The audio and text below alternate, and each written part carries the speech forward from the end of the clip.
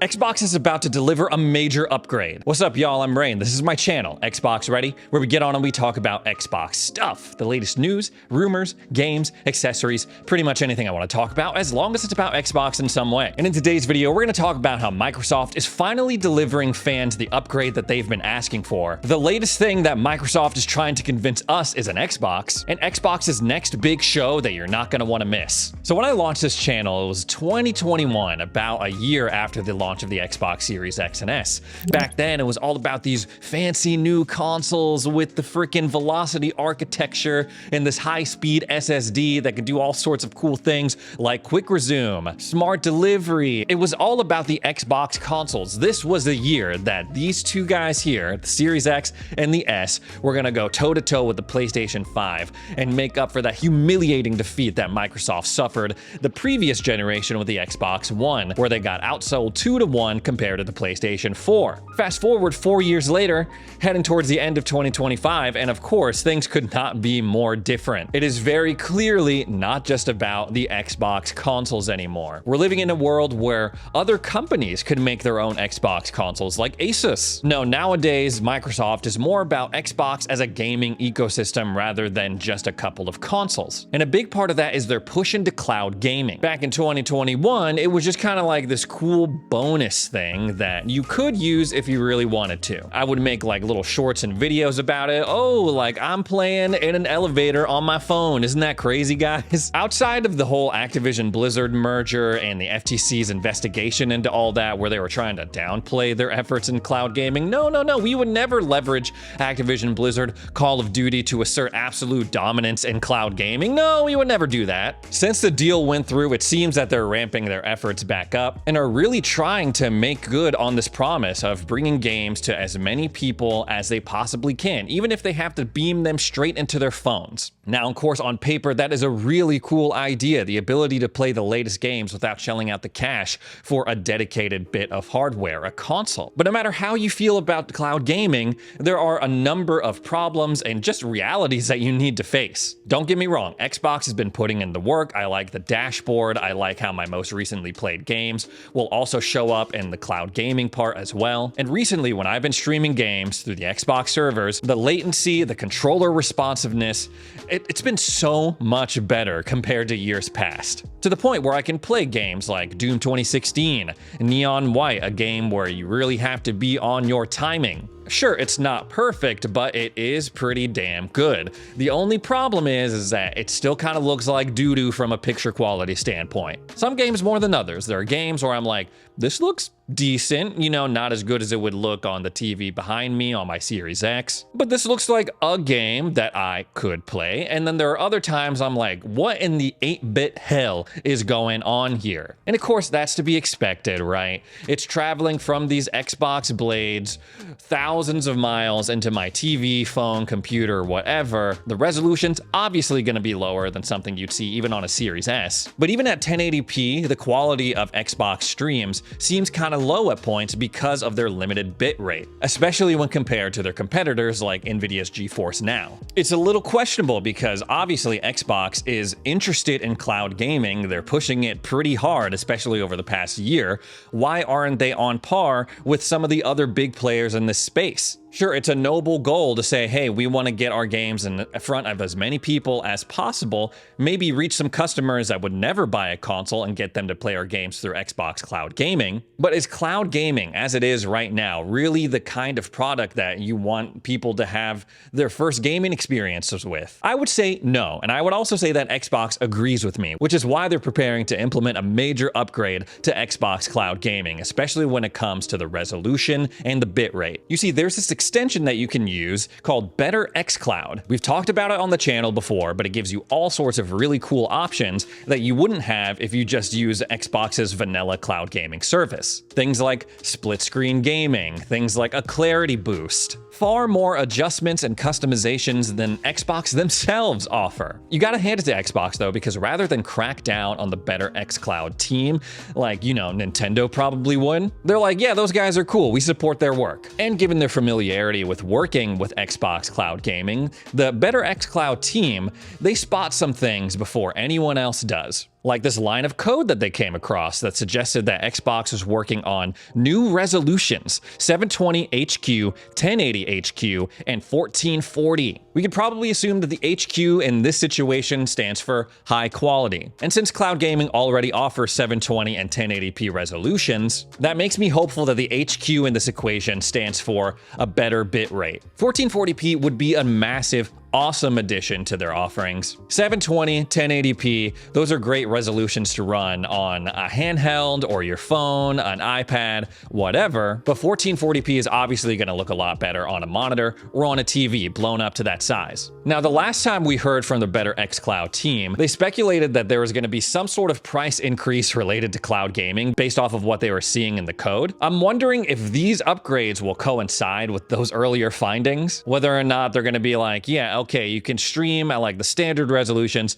720, 1080 on like Game Pass Core. If you pay a little bit extra Game Pass Standard, you can do high quality streams. And then if you're on the Ultimate subscription, you get access to everything, 1440p, the high quality stuff, the whole shebang. This is coming right on the heels of some other major cloud gaming news, like the fact that it's going to be coming to all tiers of Game Pass. It's not just going to be on Ultimate anymore. Now, don't get me wrong, this is cool. We are long overdue for a resolution upgrade when it comes to cloud gaming, but as someone who does have experience with Better xCloud, a lot of this stuff, those guys have already been working on it, and as far as I know, they don't have any affiliation officially with Xbox. Xbox is just like, do your thing, we don't mind. They just happen to be a group of tech-savvy guys that know what Xbox fans want in their cloud gaming experience. It's gonna be kind of weird if Xbox Cloud Gaming finally exits beta and you still are looking at the Better xCloud stuff and thinking to yourself, why doesn't Xbox just officially implement this stuff across the board? You go on over to the resolutions offered through Better xCloud, they have 720, they have 1080, and look at this, they have 1080 HQ, the thing that I was just talking about, hyping up. These guys have already been there, done that. They don't got 1440p, they don't have 720 HQ, but they got the 1080. They have a stat tracker so you can track your FPS, your bitrate in real time, all sorts of customization options. And check this out. When I was making a bunch of videos about the Xbox dashboard when it was going under that redesign, a lot of the feedback that I was getting in the comments was, man, I really wish Xbox would give us a way to make our own customized dashboards, like literally delete the things that we don't want, add the things that we want. And that's exactly what you can do through Better xCloud. Check this out. So you have all these tabs, play with friends, play with mouse and keyboard, play with touch, all these different categories. Say you don't want that stuff. Say you're like, man, I don't want to see this play with friends tab. I don't need that for whatever reason. You can literally go into Better xCloud,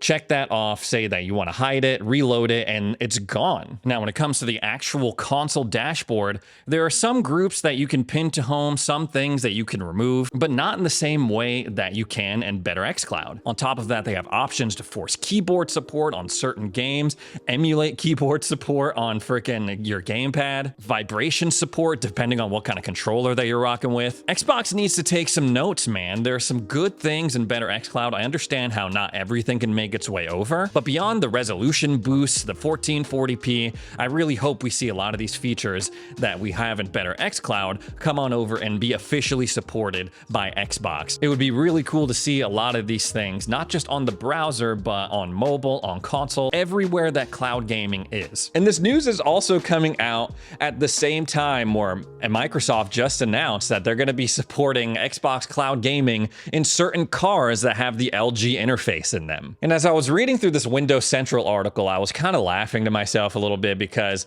in it they mentioned, yeah, they're getting ready. Cloud gaming is just in beta right now, but they're doing some work to make it ready for the prime time. I'm like, make it ready for the prime time? What? I'm like, make it ready for prime time? Hold on.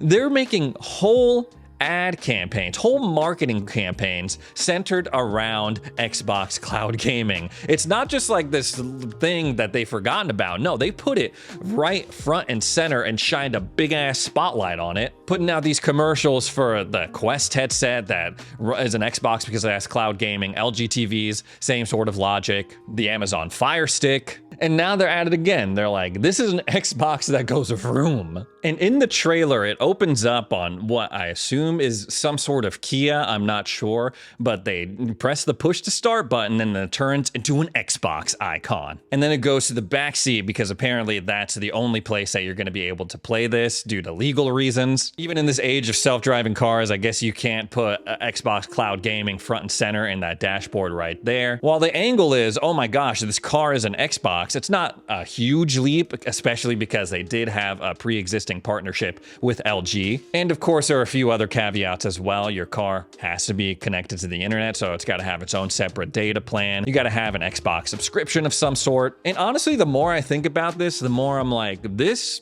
would have been, as someone who, a child that went on a lot of long road trips with my family, this would have been cool to have back in the day. I just bring my Xbox controller, hook it up to the little TV in the back of the headrest, and then I'm shutting up for the next couple of hours as I play through Oblivion. But I wonder how many people, how many kids are really going to be using this? I feel like the king of road trips right now when it comes to gaming is a Nintendo Switch, and the Switch 2 now. Are the kids down with cloud gaming? I'm not so sure. I've never talked to a kid that uses cloud gaming. When I see my cousins at Christmas playing games on their iPad, they're not pulling up Xbox Cloud Gaming.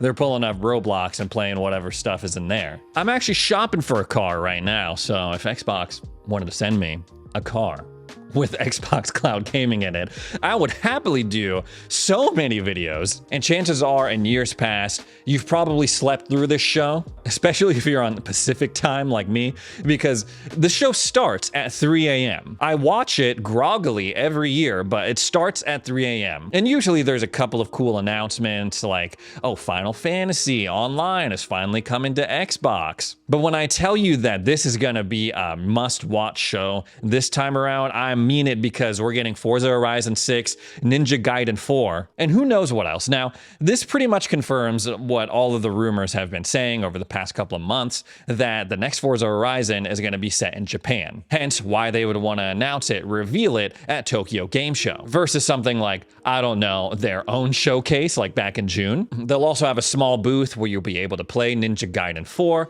and they'll have playable units of the Xbox Ally once again. Now, that's going to be really important, especially with the Xbox Ally, because I imagine that's probably the last time that people are going to be able to demo it, go hands-on with it, offer feedback before they actually launch these things on October 16th. Tokyo Game Show is September 25th, and if we get to Tokyo Game Show and there's no price information about the Xbox Ally or the Xbox Ally X, something is horribly wrong. There is a possibility, I wouldn't hold my breath, but we know that Final Fantasy VII Remake is supposed to be making its way over to Xbox consoles. We don't know when. They're taking their sweet damn time with it, but if they were going to announce something like that, it would probably be at Tokyo Game Show. Going back to Forza Horizon 6 though, this is going to be a massive moment for Xbox. Forza Horizon 5 ended up being one of their most successful, popular games of this generation. It proved that it had a wide appeal when it went on over to PlayStation consoles and sold a butt ton of copies over there. It's been 4 years since the release of Forza Horizon 5, so fans are hungry. They want FH6. The pressure is mounting. How do you get everything that people loved about Forza Horizon 5, make it better so you justify people upgrading and moving on over to the 6th game without messing it up too much? I also imagine that this next Forza is going to be coming out on PlayStation 6 sooner rather than later. It's not going to be a 4-year gap like FH5. I don't even think it's going to be like a 6-month gap. I think it's going to launch simultaneously. And how fans handle that is going to be really interesting. FH6 is also going to be the first of what I would call the big 3 for 2026. We're operating under the assumption, based off of remarks that Phil Spencer made at the end of the June showcase, that we're going to get Forza Horizon 6, Gears of War E-Day, Fable, and then a new entry in a long-running franchise. I assume that's Halo. Depending on how they handle it, how fans react to Forza Horizon 6 being revealed, that could be either the start of a long hype train leading Xbox into 2026, or it can kill the mood and make people question, oh, if this game, it looks like doo-doo. I doubt that it will, but let's just say for the sake of argument that, oh, this game looks like doo-doo, how are those other games gonna look? Fable, Gears E-Day, and new Halo. Anyways, guys, that's all the Xbox stuff I got to talk about today. Thanks so much for joining me for another edition of Xbox Ready. If you made it this far into the video, consider subscribing. Thanks again for watching, and we'll see you in the next video.